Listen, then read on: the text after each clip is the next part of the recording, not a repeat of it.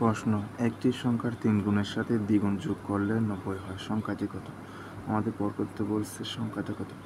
যেহেতু সংখ্যাটা বের করতে বলছে তার জন্য আমরা ধরে নেব দড়ি সংখ্যাটি সমান x, দড়ি সংখ্যাটি সমান x।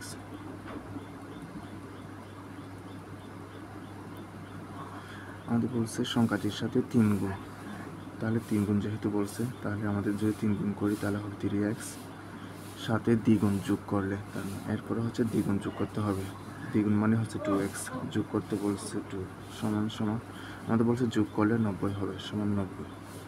তাহলে আমরা দেখতে পাচ্ছি এখানে 3x এর সাথে 2x যোগ করলে হয় 5x, 5x সমান হয় আমাদের এই 90।